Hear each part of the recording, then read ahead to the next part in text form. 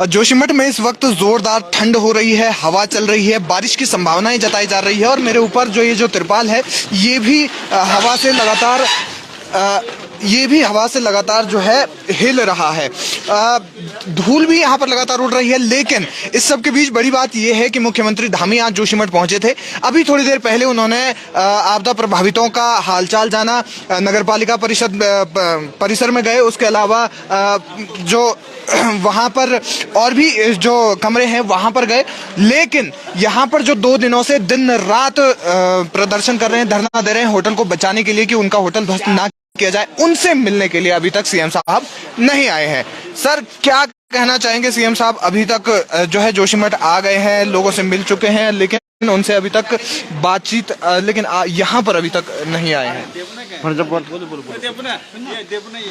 ऐसा है, हमें भी उम्मीद थी हमारे सीएम साहब यहाँ आए और हमारे साथ जरा हमारे दुख दर्द को शेयर करें, लेकिन अब तो हमें भी अफसोस हो रहा है कि ये जरा अच्छा नहीं लग रहा है।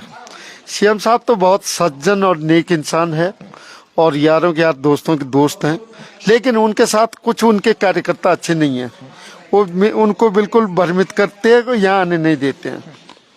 अच्छा, जोशीमठ में इस वक्त रात के टाइम पे सीएम साहब जो है वो घूमे, जो प्रभावित है उनका हाल जाना, गुरुद्वारे में गए, उसके अलावा नगर पालिका जो परिसर है वहां गए, लेकिन उसके बाद भी यहाँ पर क्योंकि ये सबसे बड़ा मामला इस वक्त बना हुआ है, क्योंकि ध्वस्तीकरण का जो मामला है, उसके बाद भी आप लोगों से मिलने नहीं आए। कोई सेटलमेंट की बात हुई या फिर क्यों आपको लगता है?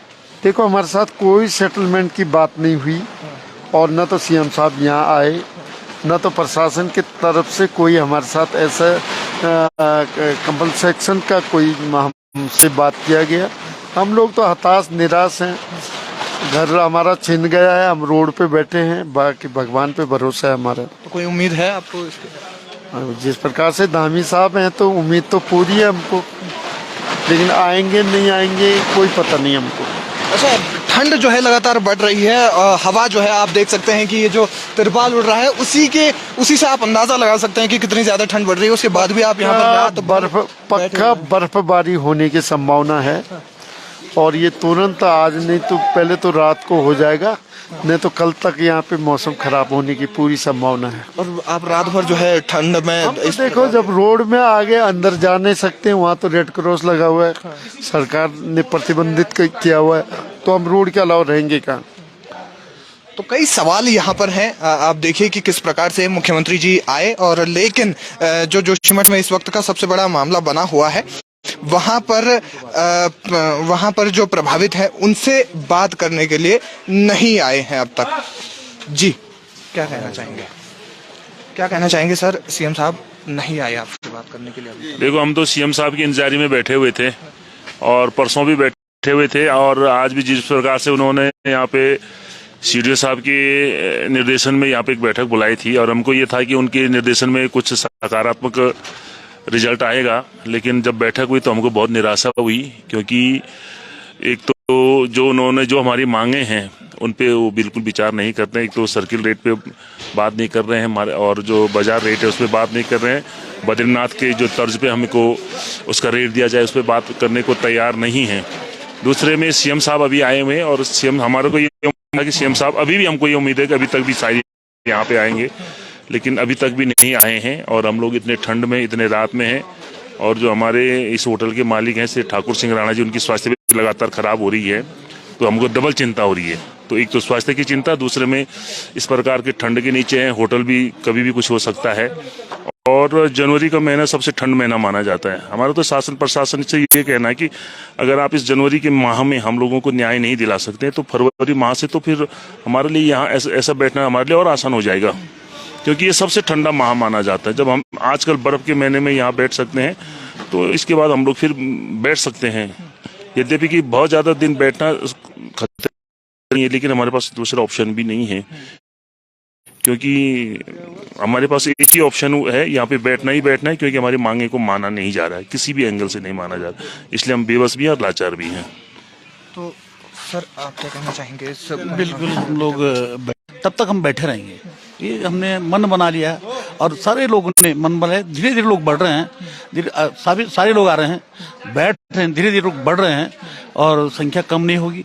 सरकार अगर चाहे तो कुछ करें हमारे प्रति तो हम इस चीज़ को इसमें थोड़ा सा अपना वो देख रहे हैं, लेकिन सरकार कई सकारात्मक रवैया हमारे प्रति नहीं अपना रही है।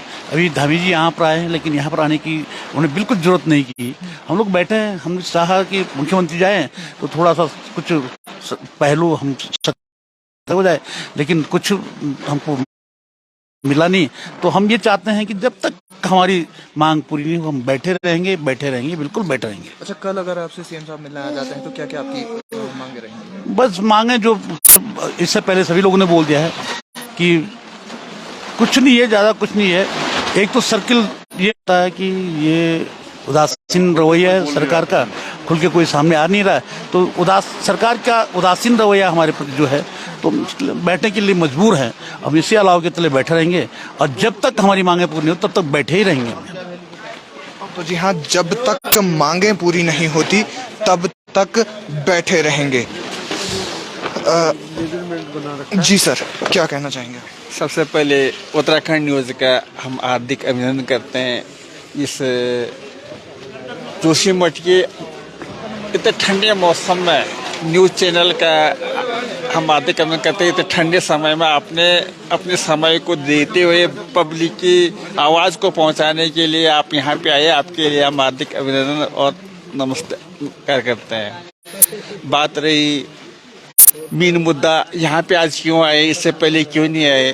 क्योंकि यहाँ पे जो त्रासदी हुई सर, सबसे पहले जो त्रासदी हुई, इसीलिए तो आप लोग आए, सारे देश और विदेशों के न्यूज चैनल आए हैं। मैं फिर भी आपका जो हाँ उत्तराखंड का जो न्यूज़ है उसके लिए हम हार्दिक अभिनंदन करते हैं, आपकी जो ठंड में होते हुए भी आए। इसलिए आप आए हैं क्योंकि सारे जो न्यूज चैनल है गढ़वाल की परिस्थितियों को नहीं समझते हैं। ये आज जोशीमठ दस रहा है, क्यों दस रहा है? एक होटल मलारी की वजह से थोड़ी दस रहा है। इसके धरती में जो भी कंपन होगा, वैज्ञानिकों ने भी जो यहाँ पे सर्वेक्षण किया, क्यों हुआ, किस लिए हुआ? ठाकुर सिंह के राणा के होटल के कारण आज जोशीमठ दस रहा है क्या? इसके मेन मुद्दे पे आप चैनलों को जाना चाहिए। माननीय मुख्यमंत्री जी से ये बात आपने आपके न्यूज चैनल से आपको अवगत कराना है। माननीय प्रधानमंत्री नरेंद्र मोदी से भी आपके माध्यम से हम अवगत कराना चाहते हैं। ये जो आज जोशीमठ धस रहा है, ठाकुर सिंह राणा मलारी होटल के कारण नहीं धस रहा है। इसके कारण किसके कारण धस रहा है, उस पे जाइए आप। क्यों हमें आधी रात में हमारे महिलाओं को, हमारे रिश्तेदारों को आप परेशान करें, पूरी परेशान कर रहे हैं कि हटो हटो हटो। हम हट रहे, कहाँ हटे? 1962 में चाइना ने जो वार किया था, हम भोटिया जनजाति एक ही बद्रीनाथ उत्तराखंड में एक ही माध्यम है हमारा। इस होटल के माध्यम से हम जानते हैं मलारी होटल, मलारी इन। हमें गर्व है अनुसूचित जनजाति के लोगों को, क्योंकि प्रवेश द्वार है सारी घाटी का। अगर आपने इस होटल को ही बिना परिसीमन का तैयार, होटल मालिक भी तैयार है, पर लेकिन इस होटल का परिसीमन तो करिए, मुआवजा तो दीजिए। इसका लागत कितना हुआ?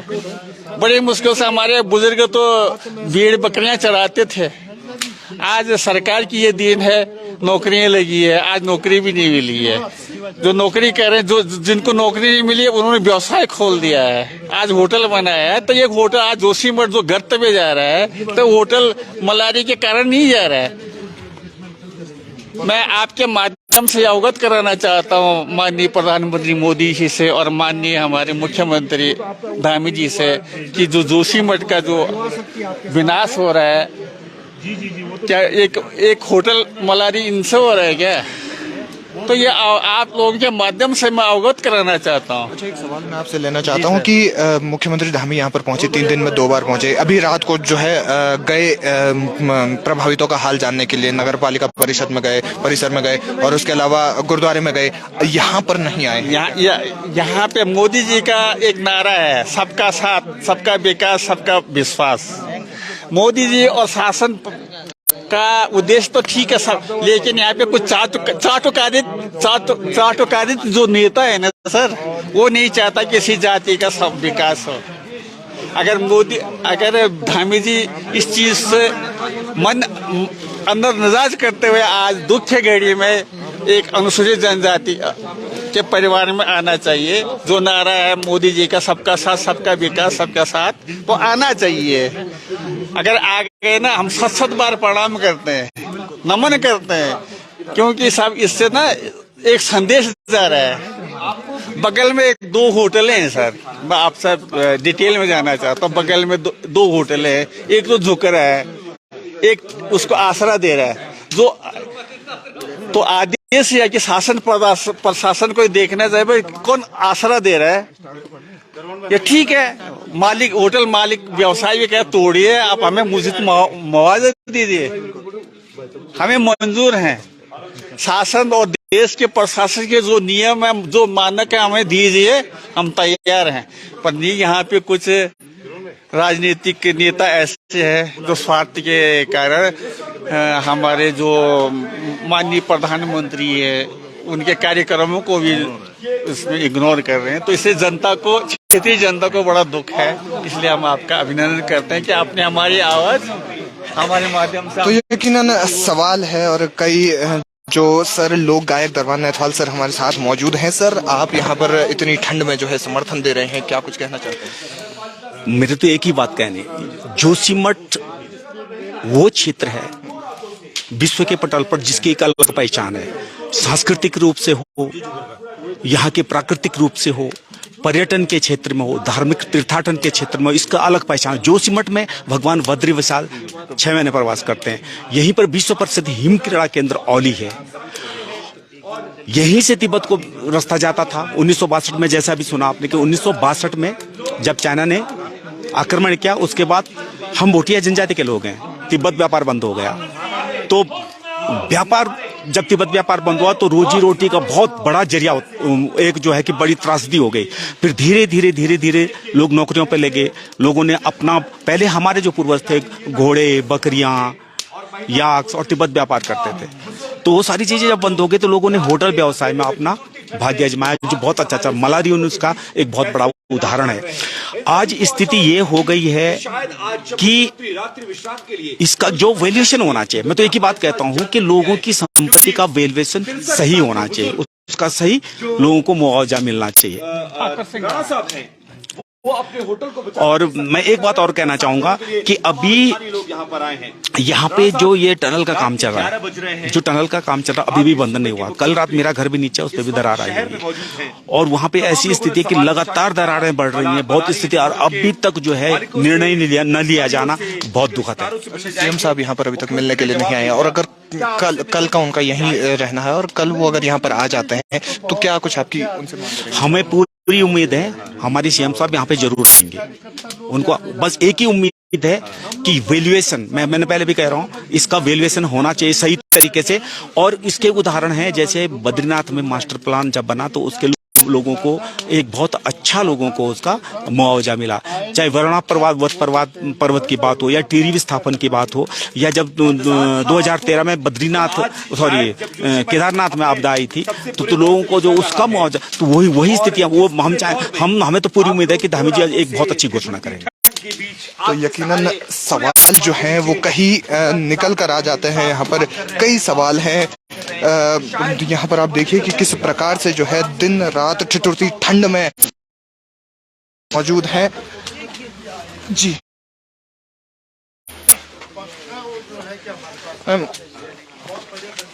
मुख्यमंत्री जी अभी तक यहाँ पर नहीं आए हैं। आज उन्होंने आपदा प्रभावितों का हाल भी जाना। क्या कुछ आप कहना चाहेंगे? अभी तक क्या करनी है? क्या बोलूं, वो तो क्या कर सकते हो। अच्छा, कल अगर सीएम साहब आते हैं तो उसके बाद क्या कुछ आपकी मांग रहेंगी? वही बोलेंगे जो आपके पास जा रहा, हम वही बोलेंगे, हमारा वो करो, जो हमारा नुकसान हो रखा उसकी भरपाई करो बद्रीनाथ के तर्ज से। और क्या बोल सकते। और तो हम छोटे लोग क्या है, हमारा क्या पावर है, हम तो कीड़े मकोड़े हो गए बेटा।